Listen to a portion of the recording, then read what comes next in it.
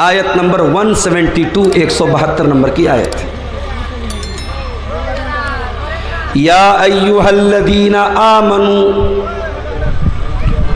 Kullu मिम्मा fill अर्दि हलालन तय्यिबा। ऐ ईमान वालो, ज़मीन के अंदर जो हलाल चीज़ें हैं, जो पाक चीज़ हैं, उनको खाओ। हराम चीज़ों को न खाओ, नापाक चीज़ों को न खाओ। हलाल खाओ, पाक खाओ। वश्कुरू लिल्लाह, और जब हलाल रोज़ी तुम खा लो तो हलाल रोज़ी खाने के बाद तुम अल्लाह ताला का शुक्रिया भी अदा करो। इन कुंतुम इय्याहु ताबुदून, अगर तुम अल्लाह की इबादत करते हो तो तुम अल्लाह का शुक्रिया अदा करो। कुरान करीम की इस आयत में अल्लाह ने तमाम ईमान वालों को हलाल कमाई खाने का हुक्म दिया है। और जब हलाल कमाई खाने का हुक्म दिया है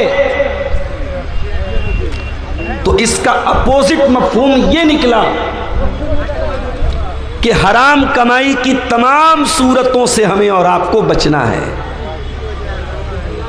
चाहे वो सूद और ब्याज की शक्ल में हो, चाहे वो रिश्वत की शक्ल में हो,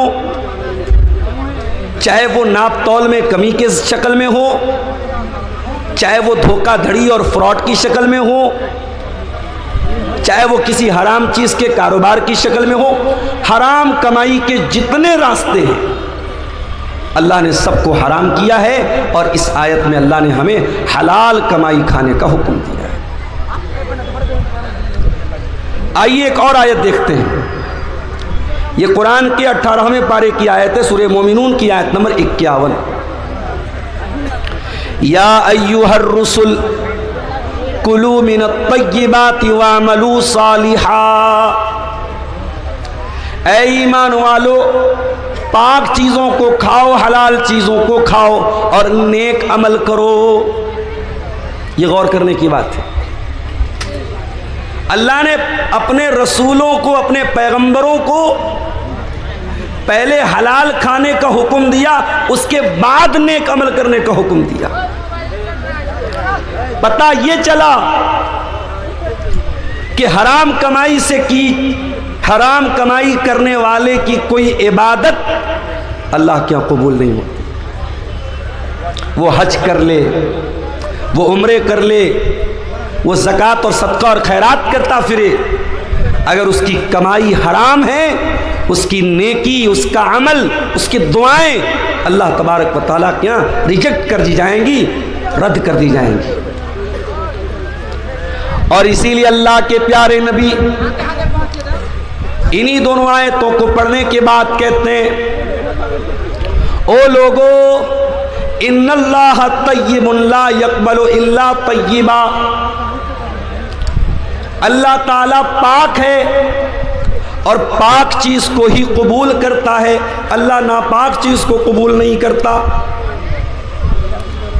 और अल्लाह ताला ने जो हुक्म ईमान वालों को दिया है वही हुक्म अपने रसूलों को दिया है। और उसके बाद अल्लाह के प्यारे नबी ने सूरह बकरा की आयत नंबर 172 और सूरह मोमिनून की आयत नंबर 51 दोनों आयतों को पढ़ा कि देखो, अल्लाह ताला ने ईमान वालों को भी हलाल कमाई खाने का हुक्म दिया और अल्लाह ने अपने रसूलों को भी हलाल कमाई खाने का हुक्म दिया। उसके बाद अल्लाह के नबी फरमाते हैं, एक आदमी बहुत लंबा सफ़र करके आता है, अशासा, उसके बाल परा गंदा हो जाते, अगबरा, उसके कपड़े धूल और गर्दो गुबार से, डस्ट से अट जाते हैं, उसका कपड़ा बिल्कुल गंदा हो जाता है। यमुद्दु यदैहि, और वो इंसान अल्लाह की बारगाह में हाथ उठा के दुआ करता है और कहता है, या रब्बी, ऐ मेरे रब मेरी ये दुआ कबूल कर ले, ऐ मेरे रब मेरी ये दुआ कबूल कर ले। लंबा सफ़र करके आया है, बाल परा गंदा हैं, कपड़े मैले कुचैले हैं, हाथ उठा के दुआ कर रहा है और ऐ मेरे रब कह के दुआ कर रहा है। यानी कबूलियत के 5 असबाब इकट्ठा हैं। क्योंकि हम सब जानते हैं मुसाफिर की दुआ जल्दी कबूल होती है। और अगर इंसान की ज़ाहिरी हालत अगर ख़राब है, कमज़ोर है, इंसान फटा पुराना कपड़ा पहनकर मैले कुचैले कपड़े में और परेशानी में अल्लाह को पुकारता, उसकी दुआ जल्दी कबूल होती है। इंसान हाथ उठा के दुआ करता है, जल्दी कबूल होती है। इंसान अल्लाह की रुबूबियत का जिक्र करके ऐ मेरे रब कह के दुआ करता, उसकी दुआ जल्दी कबूल होती है। यहाँ कबूलियत के 5 असबाब, 5 रीज़न इकट्ठा हो गए। सफ़र भी लंबा करके आया है, कपड़े भी मैले कुचैले हैं, बाल भी परागंदा हैं, हाथ उठा के दुआ कर रहा है और या रब्बी कह के दुआ कर रहा है। लेकिन उसकी हालत क्या है? व मतामुहु हराम व मशरबुहु हराम व मलबसुहु हराम व गुज़िया बिल हराम फ़अन्ना युस्तजाबु लिज़ालिक। ऐ मेरे सहाबा, उस इंसान का खाना हराम कमाई का, उसका पानी हराम कमाई का, उसका कपड़ा हराम कमाई का, उसकी परवरिश हराम कमाई से हुई है। फ़अन्ना युस्तजाबु लिज़ालिक। ऐसे इंसान की दुआ कैसे कबूल होगी? नहीं कबूल होगी। हराम खोर की दुआ, सूद खोर की दुआ, ब्याज खोर की दुआ, जुआरी की दुआ अल्लाह कबूल नहीं करेगा। इन्नल्लाह तय्यबुन ला यक़बलु इल्ला तय्यबा। अल्लाह पाक है और पाक चीज़ को ही कबूल करता है। आज हालात मेरे भाइयों, आपके इस गांव में आया, एक भाई ने कहा मौलवी साहब ज़रा इस पर भी आप रोशनी डालिएगा। हमारे गांव में बहुत सारे नौजवान लड़के यूट्यूब चैनल बनाते हैं, कॉमेडी चैनल। अभी तो आपने शेख वसीम मदनी की बात सुनी। उलमा की एक बहुत बड़ी जमात, बल्कि अक्सरियत का यही कहना है कि यूट्यूब के चैनल की कमाई मुनासिब नहीं है, दुरुस्त नहीं है, क्योंकि ये कमाई आपके ऐड की कमाई होती है और ऐड जायज़ नाजायज़, हलाल हराम, सही गलत दोनों आते हैं। लेकिन ये जो यूट्यूबर्स हैं, इनके चैनल्स के ऊपर तकरीरें आ रही हैं, बयानात आ रहे हैं, मगर मुझे जो बात बयान की बताने वाले ने, और ये बात रियल है कि बहुत सारे नौजवान लड़के कॉमेडी चैनल बनाते हैं और उसमें बिला वजह की बातों पर लोगों को हंसाते हैं। कभी लड़का लड़की बन के लोगों को हंसा रहा है, कभी गंदी गंदी हरकतें करके लोगों को हंसा रहा है, कभी बेहुदा और गंदी बातें मुंह से निकाल के लोगों को हंसा रहा है। और ये काम कौन कर रहा है? मुसलमान कर रहा है। और बड़े फख्र से कहता है साहब मेरे कॉमेडी को तो इतने लोग पसंद करते हैं, 5 मिलियन मेरे सब्सक्राइबर हैं, 10 मिलियन मेरे सब्सक्राइबर हैं। ये बहुत बड़ी मुसीबत है मेरे भाई। इस दौर में इंसान की काबिलियत, इंसान के टैलेंट और इंसान की सलाहियत का अंदाज़ा उसको मिलने वाले फॉलोअर्स, उसको शेयर करने वाले, उसको सब्सक्राइब करने वाले सब्सक्राइबर की तादाद से लगाया जाता है, जबकि पहले ऐसा नहीं था। हमारे कितने बड़े बड़े इम्मा गुजरे, कितने बड़े बड़े उलमा गुजरे, सारी ज़िंदगी गुमनामी की ज़िंदगी गुजार दी। उनकी ज़िंदगी एक कमरे से शुरू हुई, एक कमरे में ख़त्म हो गई। ना उनको कोई लाइक करने वाला, ना उनको कोई सब्सक्राइब करने वाला, ना उनके बहुत ज़्यादा स्टूडेंट हैं। उनकी ज़िंदगी गुमनामी में गुजरी है, मगर दीन के खादिम थे, अल्लाह के दीन के खादिम थे, कुरान और सुन्नत के खादिम थे। मेरे प्यारे साथियों, दुनिया में इंसान का नाम कमा लेना, दुनिया में इंसान का पॉपुलर हो जाना, इस बात की गारंटी नहीं है कि अल्लाह के आगे उसको इज्जत मिल जाएगी। अल्लाह के प्यारे नबी फरमाते हैं कम मिन मदफूइन बिल अबवाब। बहुत सारे ऐसे लोग होते हैं, इतने खराब हालत में होते हैं, उनका कपड़ा इतना बोसीदा होता है, उनकी ज़ाहिरी हालत इतनी ख़राब होती है, अगर किसी के दरवाजे पे चले जाएं लोग धक्के दे के भगा देंगे, लोग धक्के दे के भगा देंगे। अगर वो किसी की सिफारिश करें, कोई सिफारिश कबूल नहीं करेगा। अगर किसी के दरवाजे पर इजाज़त तलब करें, कोई अंदर आने की इजाज़त नहीं देगा। मगर अल्लाह की नज़र में उन कमज़ोर लोगों का मकाम भी इतना होता है, लौ अक़सम अलल्लाहि लअबर्रह, अगर अल्लाह के नाम की कसम खा के कोई बात कह दे, अल्लाह उनकी बात को ज़रूर पूरी करेगा।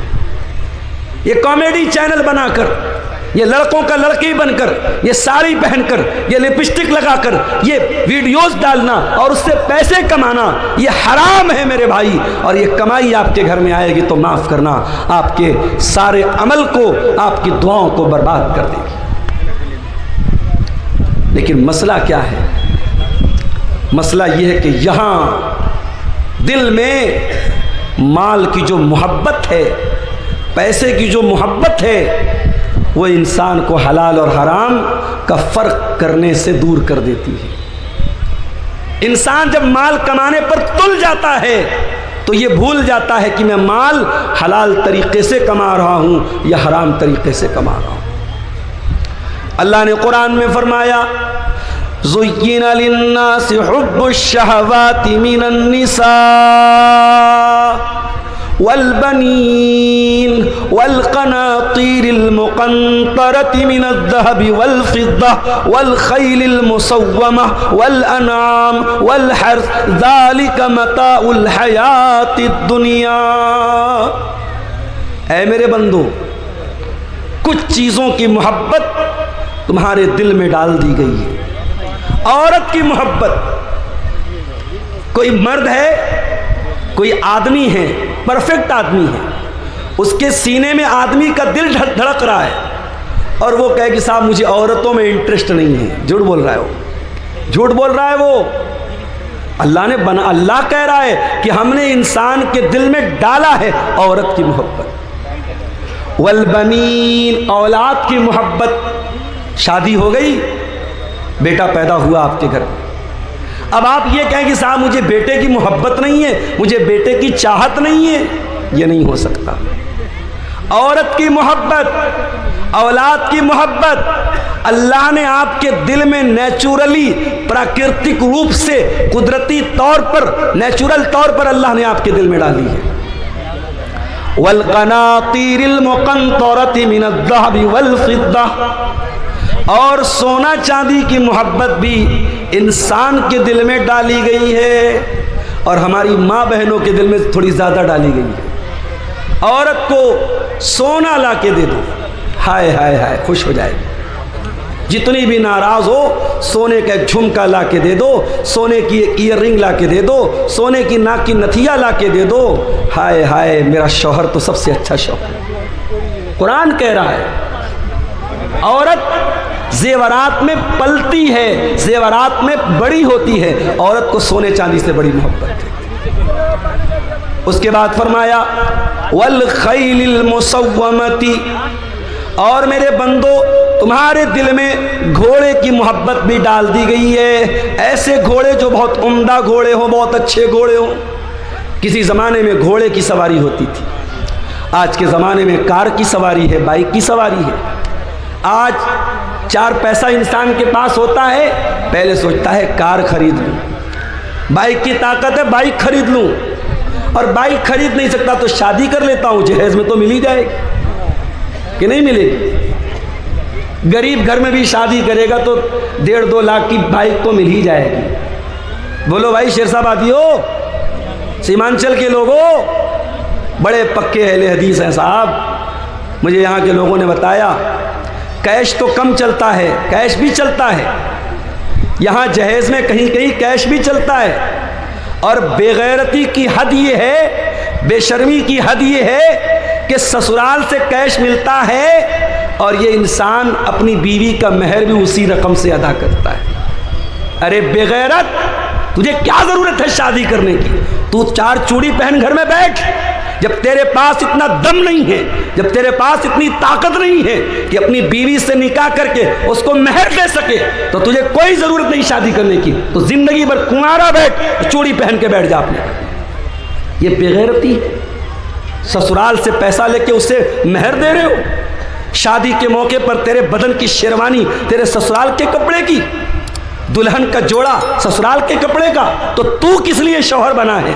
तू किस लिए निकाह कर रहा है? तू किस लिए इजाब कबूल कर रहा है? तू बेगैरत है। तेरी शर्म व हया, तेरी गैरत को तेरे बाप ने जहेज के बदले गिरवी रख दिया है। तो ये चल रहा है साहब। अहले हदीस हैं, हाथ बराबर सीने पर बांध रहे हैं, आमीन पूरी बुलंद आवाज से बोल रहे हैं। मगर जहेज में बाइक चल रही है। और अगर दामाद थोड़ा हाई फाई है, हाई स्कूल का टीचर है, बिहार बोर्ड के मदरसे का सरकारी टीचर है, तब क्या पूछना है साहब? तब तो बेटी देने वाला सोचेगा इसकी तो लाइफ सेट है, इसको बाइक क्या कार दे देंगे, कार भी मिल जाती है कहीं। तो सवारी की मोहब्बत भी इंसान के दिल में डाली गई। उसके बाद फरमाया वल अनआम, और ऐ मेरे बंदो क्या हो रहा है भाई?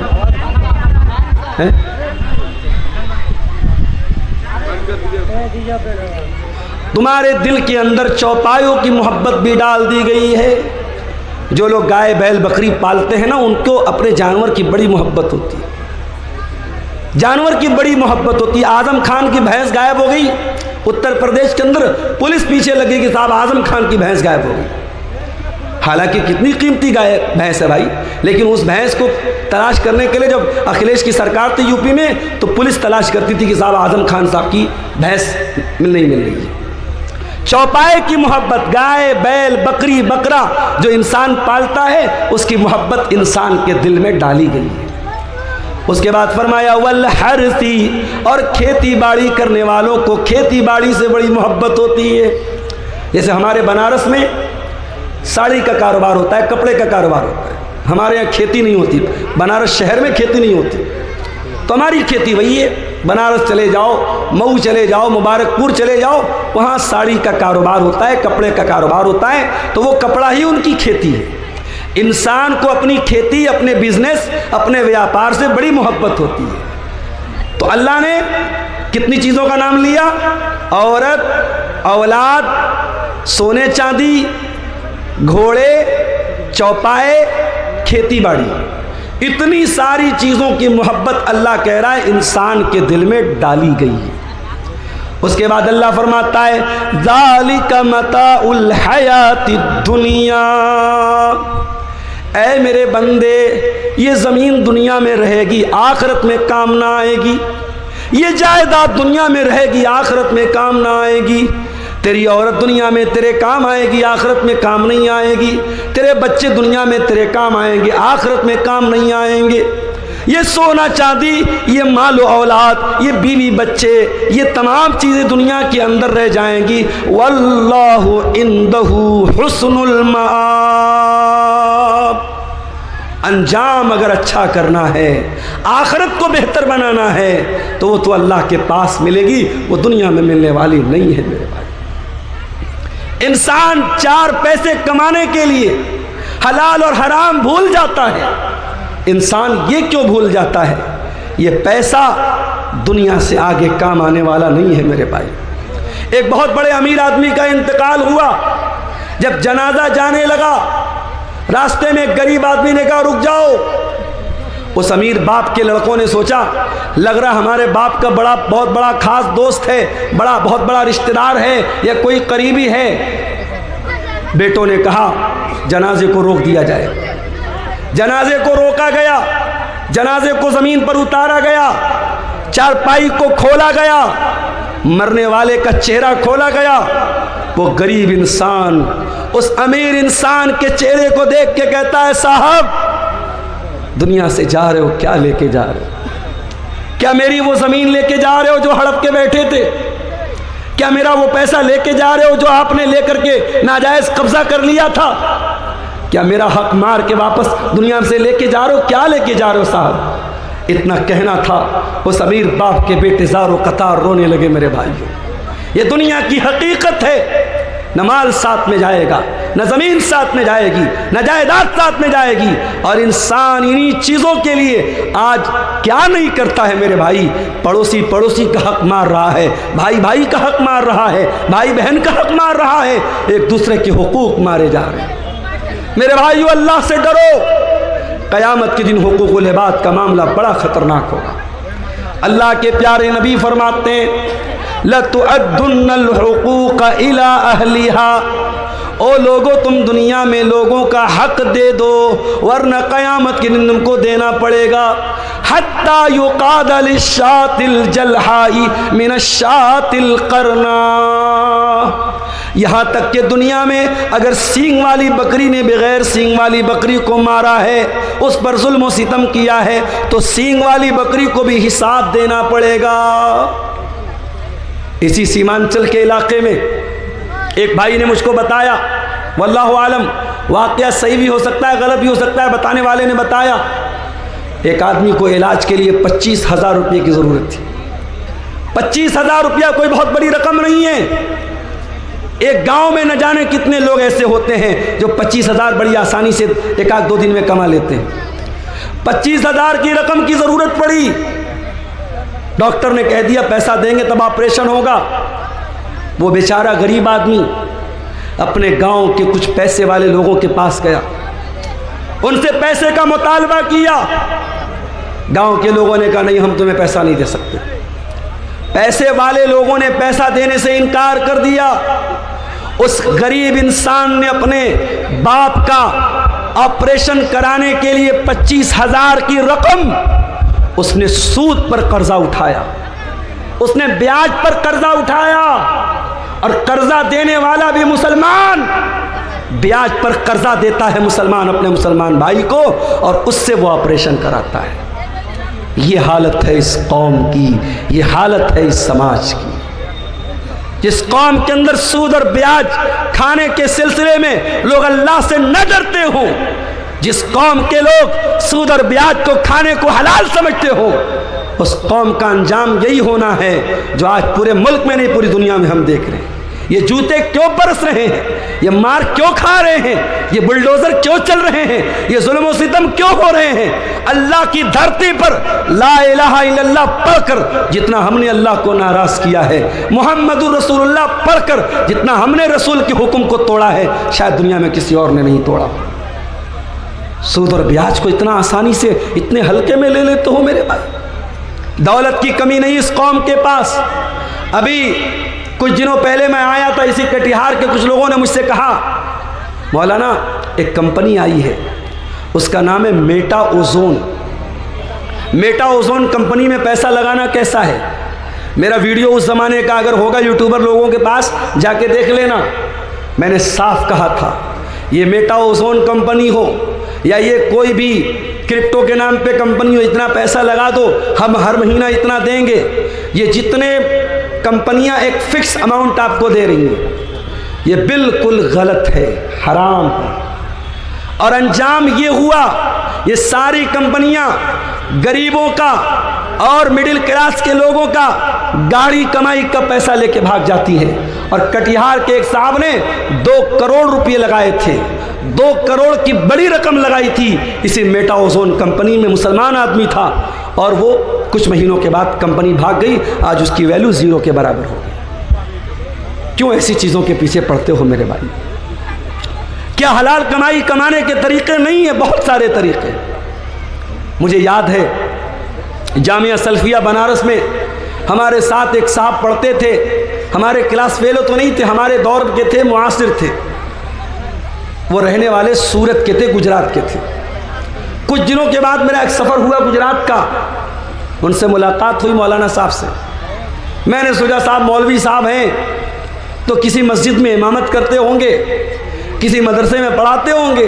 भाई मौलवी क्या करता है? मौलवी का 3 ही काम होता है, या तो मस्जिद में कहीं इमाम बन गया, या किसी मदरसे में टीचर बन गया, या फिर दावत व तबलीग का काम कर रहा है। मौलवियों की दुनिया बड़ी महदूद होती है। तो मैंने कहा कि भाई क्या करते हैं आप? उन्होंने कहा मौलाना साहब, शेख साहब, मेरे वालिद की समोसे की दुकान है, समोसे की दुकान है, और मैं समोसा रोज़ाना तैयार करता हूँ, तेल में फ्राई करता हूँ, उसको बेचता हूँ। मुझे बड़ी हैरत हुई।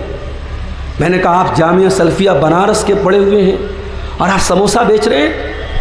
कहा शेख साहब तो इसमें क्या बुरा है, मैं बिजनेस कर रहा हूँ, काम कर रहा हूँ, इज्जत की रोटी है। और सारे समाज की नज़र में ये साहब की मौलाना साहब हैं, इनका समोसा बड़ा अच्छा होता है, इनका सामान बड़ा अच्छा होता है। सोच का एक नज़रिया ये भी है मेरे भाई। और मैं आज ही एक बात सोच रहा था और मेरा जी चाह रहा था फेसबुक पर कुछ लिखूं कि आज लोग मौलवियों की कमाई पर तो बड़ी बातें करते, साहब फला मौलवी बड़ा कमा रहा है, फला मौलवी को बड़ा मोटा लिफाफा मिल रहा है, इस पर तो बड़ी तकलीफ है, बड़ा दर्द हो रहा है। कोई इस पर क्यों नहीं आवाज़ उठाता? 4-4 हज़ार 5-5 हज़ार रुपये तनख्वाह पर मदरसे में 8-8 घंटे मौलवी से ड्यूटी जो लोग लेते हैं, और उस पर भी 4-5 हज़ार तनख्वाह देने के बाद भी उस मौलवी की तनख्वाह हर महीने टाइम से मिल जाए, ये नामुमकिन बात है। कितने मौलवी मदरसे में पढ़ाने वाले, रमज़ान आता है, मदरसे का नाजिम कहता है जाओ घूम घूम के भिखारियों की तरह चंदा करो तब तुम्हारी तनख्वाह मिलेगी।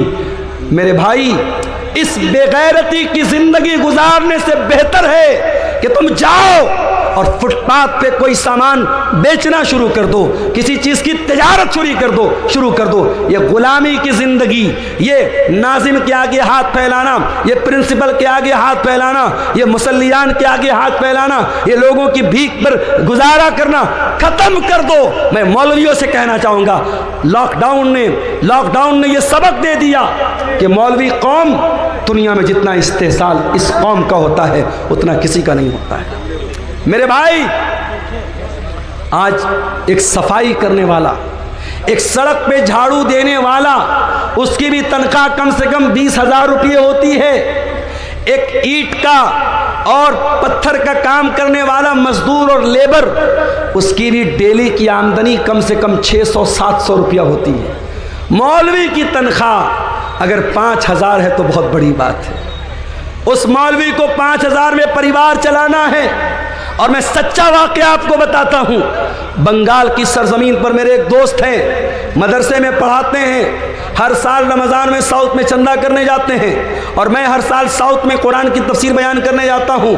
हर साल उनका फ़ोन आता है, मौलाना साहब फ़लाँ इलाके में आया हूँ, कर्नाटक में आया हूँ, तमिलनाडु में आया हूँ, आंध्रा में आया हूँ, थोड़ा आप सिफारिश कर दीजिए, थोड़ा बोल दीजिए, थोड़ा मेरा चंदा मुझको मिल जाए। उनके चंदे पर उनको तनख्वाह मिलती है। और ममता बनर्जी की सरकार है बंगाल में, वहाँ मस्जिद के इमामों को 3,000 या 2,500 रुपये महीने मिलता है। वो हमारे जो दोस्त हैं अपने मोहल्ले की मस्जिद में इमामत भी कराते हैं। ममता की तरफ से उनको 2,500 रुपये मिलता है, और शायद मदरसे वाले 7-8 हज़ार रुपये कुछ देते हैं। मदरसे वालों को ये भी हज़म नहीं हुआ, मदरसे के ज़िम्मेदारों को ये भी हज़म नहीं हुआ कि ये 3,000 रुपया हमारे मदरसे में पढ़ा के अलग से कमा रहा है।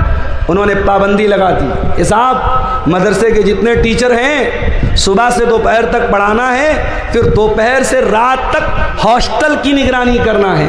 ऑलरेडी 3 टीचर निगरानी कर रहे थे, मगर मदरसे के हरामखोर जिम्मेदारों ने और डिक्टेटरों ने और नमरूद की औलादों ने उस मौलवी को मिलने वाले ये चंद हज़ार रुपये जो महीने के थे, उनके पेट में दर्द शुरू हो गया, और उन्होंने कहा नहीं, हॉस्टल की 24 घंटा निगरानी करनी पड़ेगी। मैं मौलवियों से कहना चाहता हूँ, इस कौम के आगे भिखारी बनना बंद करो। अपने इल्म, अपने वकार, अपने ओहदे, अपने मकाम का लिहाज रखो। इस कौम ने बहुत खून चूसा है तुम्हारा। और आज वो लोग जो आलिम नहीं हैं, जो गैर उलमा हैं, चाहे वो इंजीनियर अली मिर्ज़ा हो, चाहे डॉक्टर इसरार अहमद हो, या कोई और हो, इन लोगों ने एक माइंड सेट क्या बनाया, एक सोच क्या बनाई कि मौलवियों की ज़रूरत क्या है। जनाजा खुद अपने बाप का पढ़ाओ, निकाह खुद अपने बेटे का पढ़ाओ, तुम्हें मौलवियों की कोई ज़रूरत नहीं है। तो ठीक है, तुम्हें अगर मौलवियों की ज़रूरत नहीं है तो रब्बे काबा की कसम मौलवी को भी तुम्हारी ज़रूरत नहीं है। अगर ये मौलवी वाकई में खुददार और बाइज्जत हो जाए, अपने पैरों पे खड़ा हो जाए। हमने लॉकडाउन में देखा कितने मौलवी जो मदरसे के टीचर थे, जो मस्जिदों के इमाम थे, बड़ी मामूली तनख्वाहों पर गुजारा करते थे। लॉकडाउन लग गया, सारी दुनिया ठप पड़ गई। मदरसे के जिम्मेदारों ने कह दिया साहब हमारे पास तनख्वाह नहीं है।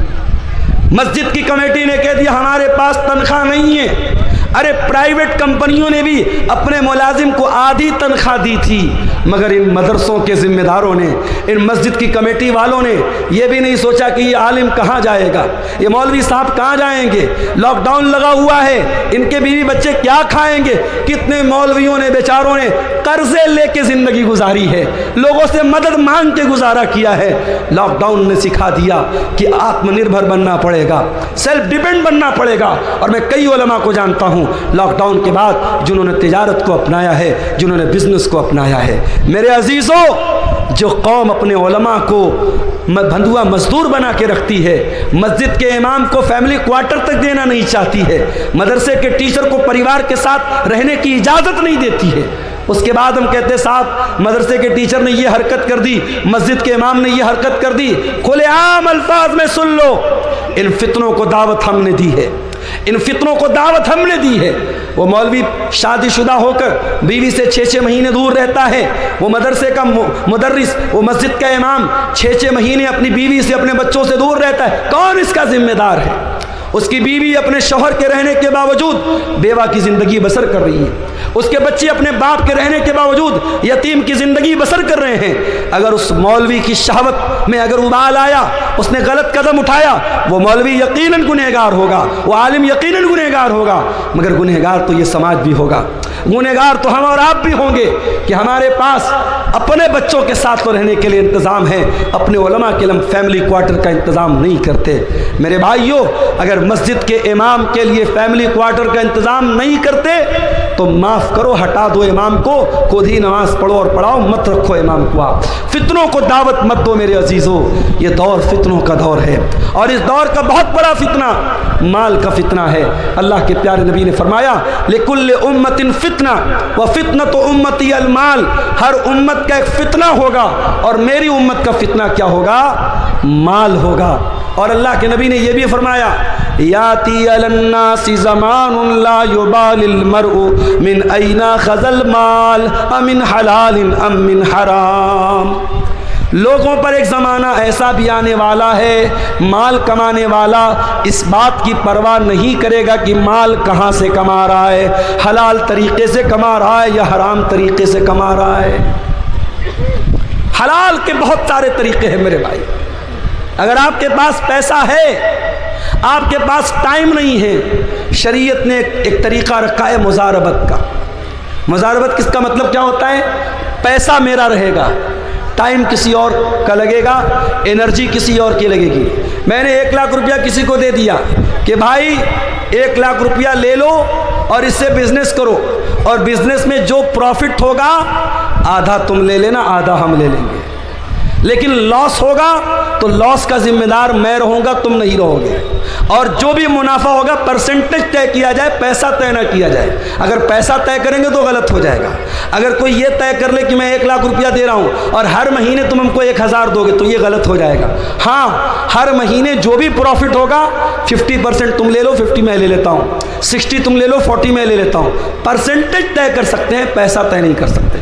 और प्रॉफिट में दोनों शेयर होंगे, लेकिन लॉस में सिर्फ पैसा लगाने वाला शेयर करेगा और जो मेहनत कर रहा है वो लॉस में शरीक नहीं होगा। ये भी कायदा है शरीयत का, कानून है शरीयत का। अगर इस कायदे की रोशनी में हलाल तरीके से हम मुज़ारबत करें तो बहुत पैसा कमा सकते हैं। मगर मसला ये है, आज इंसान अखलाकी तौर पर इतना गिर चुका है कि अगर मुज़ारबत के लिए मैंने किसी को पैसा दिया 1 लाख रुपया, तो वो कभी नहीं शो करेगा कि प्रॉफिट हो रहा है, वो कहेगा मौलवी साहब लॉस हो रहा है। एक इंसान दूसरे इंसान पर भरोसा करने को तैयार नहीं है, क्योंकि अखलाक इतना गिर चुका है मेरे भाइयों। इंसान धोखा देने में, फ्रॉड करने में देर नहीं करता है। मुसलमान ये भूल गया, उसके नबी का फरमान है, मन कशना फलैसा मिन्ना, जो धोखा धड़ी करे, जो फ्रॉड करे, जो अपने मुसलमान भाई के साथ गलत तरीके से व्यवहार करे, वो हम में से नहीं है।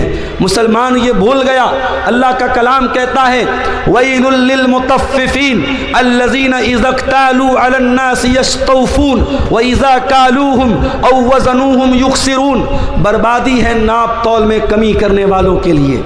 नाप तौल में कमी का मतलब सिर्फ यही नहीं होता कि तराजू में डंडी मार ली जाए, सामान कम तौल के दिया जाए। नाप तौल में कमी का एक मतलब ये भी है कि जब अपना फ़ायदा नज़र आए, अपना मफाद नज़र आए, तो इंसान दोनों हाथों से फ़ायदा वसूल ले, और जब सामने वाले को फ़ायदा देने की बात आए तो इंसान रास्ता बदल दे, अपने लिए अलग मेयार और सामने वाले के लिए अलग मेयार। ये भी नाप तौल में कमी है मेरे भाइयों। और कुरान कहता है नाप तौल में कमी करने वालों के लिए बर्बादी है। और आगे बढ़िए, ये जो हराम कमाई होती है ना, ये हमारे बीवी बच्चों के ऊपर भी असर डालती है। अगर आपके घर में हराम कमाई आई है, यकीन कर लो मेरे भाई, आपकी बीवी से आपके रिश्ते पर भी असर पड़ेगा। बच्चे नाफरमान हो जाएंगे, माँ बाप की सेहत गिर जाएगी, घर का सुकून खत्म हो जाएगा। बाद सलफ कहते हैं कि मैं अपने गुनाहों का असर अपनी बीवी के अखलाक में और अपनी सवारी के फिसलने में महसूस करता हूँ। जब मैं कोई गुनाह करता हूँ तो अपनी सवारी के फिसलने में और अपनी बीवी के अखलाक में उसका असर महसूस करता हूँ। हराम कमाई घर में आएगी मेरे भाई, आपकी ज़ात पर, आपके बच्चों पर, आपके परिवार पर उसका असर पड़ेगा। आपको तो ये लग रहा है कि लाख रुपये पर मैंने 10,000 रुपया ब्याज कमा लिया, मगर मेरे रब का कलाम क्या कहता है? यम्हकुल्लाहुर रिबा व युर्बिस सदक़ात। अल्लाह सूद और ब्याज को मिटाता है, अल्लाह सूद और ब्याज की बरकत को ख़त्म करता है, अल्लाह सदका खैरात को बढ़ाता है। तुम्हें ये लग रहा है मैंने मदरसे में 1000 रुपया चंदा दे दिया, मेरा 1000 कम हो गया, और तुम्हें ये लगता है कि मैंने 1000 रुपया ब्याज के ज़रिए कमा लिया, मेरे अकाउंट में 1000 रुपये बढ़ गए। तेरे कैलकुलेटर में बढ़ गया, अल्लाह के कैलकुलेटर में जो तू पैसा ब्याज से कमा रहा है वो बढ़ा नहीं है, वो घट रहा है। और हम देखते हैं मेरे भाई, जिन घरों में हराम की कमाई आती है, पैसे की दौलत की रेल पेल होने के बावजूद उन घरों में सुकून नहीं होता। उन घरों की लड़कियां बेपर्दा होने लगती हैं, उन घरों के लड़के बेहया होने लगते हैं, उन घरों का चैन और सुकून बर्बाद हो जाता है। बनारस के साड़ी के कारोबार में हमने देखा, एक ज़माना था जब हाथ से लोग करगे पर, मशीन नहीं थी उस ज़माने में, हाथ की करगे होती थी और उस पर लोग साड़ी तैयार करते थे, और रात में मशीन नहीं चलती थी, रात में काम नहीं होता था, सुबह फजर के बाद लोग बैठते थे और शाम तक काम करते थे, और एक आदमी घर में कमाता था, पूरा घर आराम से खाता था। आज मशीन का दौर आ गया, आज रात भर मशीन भी चल रही है। बनारस चले जाओ, मऊ चले जाओ, भिवंडी चले जाओ, खटर खटर पटर पटर की आवाज़ रात भर मिलेगी आपको। मेहनत 24 घंटा हो रही है, बाप भी मेहनत कर रहा, बेटा भी मेहनत कर रहा, सारे भाई भी मेहनत कर रहे। बरकत खत्म हो गई मेरे भाई, बरकत खत्म हो गई। कमाने वाले हाथ बढ़ गए, मगर घर के अंदर कमाई में कोई बरकत नहीं। ऐसा क्यों है? क्योंकि अब हलाल और हराम की कोई तमीज़ नहीं है। अब पैसा आना चाहिए, हलाल तरीके से आए चाहे हराम तरीके से आए। मेरे भाइयों याद रखो, ये सूद और ब्याज का पैसा अगर आपके घर में आया है, एक बहुत शक्ल आम हो रही है सूद और ब्याज की, जिसको हमारे यहाँ ग्रुप लोन बोलते हैं। ग्रुप लोन की शक्ल बिहार और झारखंड में बड़ी तेज़ी से राइज हुई है, और बड़े अफसोस की बात यह है कि ये लोन सिर्फ औरत को दिया जा रहा है। औरतों को इकट्ठा करके उनसे साइन करवाया जाता है, बैंक का कर्मचारी आता है, हर हफ्ते औरतों से पैसा लेता है, बड़ी आसानी से 25,000 50,000 का अमाउंट मिल जाता है। अरे अल्लाह के बंदो, अल्लाह के बंदो, अल्लाह से डरो। तुम्हारे समाज में लाखों की तादाद में ऐसे लोग हैं, अगर चाहें एक कोऑपरेटिव तंजीम बना लें, एक कोऑपरेटिव बैंकिंग सिस्टम बना लें, और बगैर ब्याज के ये छोटी छोटी रकम भरोसेमंद आदमी को तहकीक करने के बाद, जिसको कोई बिजनेस स्टार्ट करना हो, कोई काम स्टार्ट करना हो, ये 25-50 हज़ार की रकम देके काम स्टार्ट कर दें। शरीयत कहती है आप लोगों का काम शुरू करा दो, लोगों को भीख मांगने पर और लोगों को सूद खाने पर मजबूर मत करो। आज सूद और ब्याज, बड़ी मामूली रकम पर सूद और ब्याज खाया जा रहा है, और घर की औरतों को उसमें इन्वॉल्व किया जा रहा है। हराम कमाई की एक शक्ल और भी है, और वो क्या है? किसी दूसरे की ज़मीन पर नाजायज़ कब्ज़ा कर लेना। उत्तर प्रदेश में एक बहुत बड़े बाहुबली थे, अब इस दुनिया में नहीं है, मैं नाम नहीं लूँगा, अगर आप अक्लमंद होंगे, समझदार होंगे तो समझ जाएंगे। आज लोग कहते हैं साहब मुसलमान थे, मुसलमान थे, बड़ा जुल्म हुआ, मगर उनका ट्रैक रिकॉर्ड जब उठा के देखो, उनका जब इतिहास उठा के देखो, तो मालूम ये हुआ कि उनका काम क्या था। जिस ज़मीन पर हाथ रख दिया वो ज़मीन उनके बाप की हो गई, ज़मीन उनके बाप की हो गई। ज़मीन मुसलमान की हो, गैर मुस्लिम की हो, जहाँ पे वो साहब आ गए, चलो हटो भाई फलां के आदमी हैं, ज़मीन छोड़ दो, ज़मीन छोड़ दो। जिस खेत पे हाथ रख दिया वो खेत उनके बाप का, जिस ज़मीन पे हाथ रख दी वो ज़मीन उनके बाप की। और ये काम करने वाला सीना ठोक के मुसलमानों से कहता है मैं तुम्हारा लीडर हूँ, मैं तुम्हारा लीडर हूँ। ऐसे लीडर अगर हों, हमें नहीं चाहिए ऐसे लीडर, हमें नहीं चाहिए ऐसे लीडर जो लोगों के माल पर नाजायज़ कब्जा करें। माफ़ करना मेरे भाइयों, अल्लाह के प्यारे नबी की हदीस है, मन गय्यर मनार अल अर्ज़ी लानल्लाहु मन गय्यर मनार अल अर्ज़ी। जो लोगों की ज़मीन और जायदाद की जो बॉर्डर है, जो निशान है, उसको मिटा दे और ज़मीन और जायदाद पर नाजायज़ कब्ज़ा कर ले, अल्लाह के नबी ने फरमाया उस इंसान पर अल्लाह की लानत हो। ज़मीन और जायदाद पर नाजायज़ कब्ज़ा करके कहाँ जाओगे मेरे भाई? अगर एक बालिश्त, ये जो हमारे पंजे का जो नाप है ना, इसको उर्दू में बालिश्त बोलते हैं, पता नहीं आपके शेरशाबादी भाषा में क्या बोलते हैं, हमारे बनारस में इसको बित्ता बोलते हैं, बित्ता, यहाँ भी बित्ता बोलते हैं। एक बित्ता ज़मीन अगर आपने किसी की नाजायज़ कब्ज़ा कर ली, हदीस के अल्फाज क्या है, तुफ़्फ़िक़ मिन सब अर्दीन यौमल क़ियामा, क़यामत के दिन एक बित्ता ज़मीन नाजायज़ हड़पने वाला 7 ज़मीनों का तौक उसकी गर्दन में डाला जाएगा। अल्लाहु अकबर, इतना बड़ा गुनाह है, इतना बड़ा गुनाह है। आज मुकदमे अदालतों में चले जाओ, मुसलमान अपने भाई की ज़मीन, बेटा अपने बाप की ज़मीन, भाई अपनी बहन की ज़मीन पर नाजायज़ कब्ज़ा करके बैठा है, सबसे ज़्यादा मुकदमे आपको मुसलमानों के मिलेंगे। ये इस कौम का हाल है मेरे भाई, अल्लाह हम सब की हिफाजत फरमाए। और आगे बढ़िए, हराम कमाई का एक और रास्ता हम इस समाज में देखते हैं, और वो क्या है? वो है साहब सूदी रकम हम खा तो नहीं रहे हैं, मगर सूदी रकम खिला रहे हैं।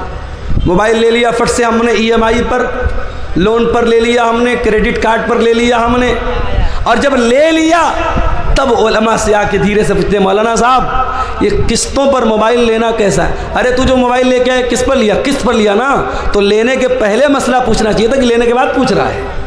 किस्त के ऊपर गाड़ी लेना कैसा है, किस्त के ऊपर मोबाइल लेना कैसा? कान खोल करके सुन लो, किस्त पर कोई सामान लेना जायज़ है, नाजायज़ नहीं है, मगर उसमें कंडीशन क्या है? कंडीशन ये है कि जो सामान बेचने वाला है उससे आपको लेना है। यहाँ जब आप मोबाइल किस्त पर लेते तो मोबाइल की कंपनी से या दुकानदार से नहीं लेते, आप बैंक से लेते हैं।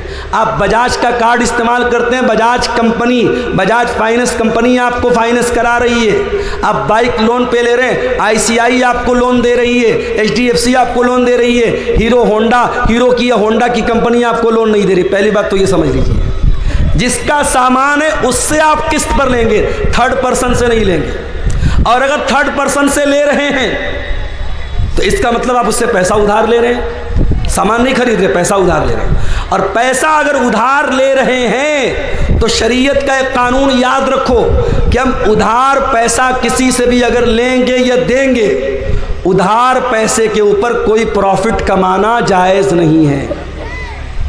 मैंने आपको 1 लाख रुपया दे दिया, 1 लाख रुपया आपको जब मैंने दिया तो आपने अपना मोबाइल हमको दे दिया।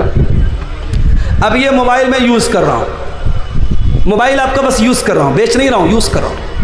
1 महीने के बाद आप आए और आपने कहा कि मौलवी साहब आप 1 लाख रुपया वापस ले लीजिए और मोबाइल मुझको दे दीजिए। मैंने 1 लाख रुपया वापस ले लिया, मोबाइल आपको दे दिया। हमें क्या लग रहा है साहब, ये तो जायज़ है, उसने हमको पैसा दिया, हमने पैसा दिया था, उसने बदले में मोबाइल दिया था।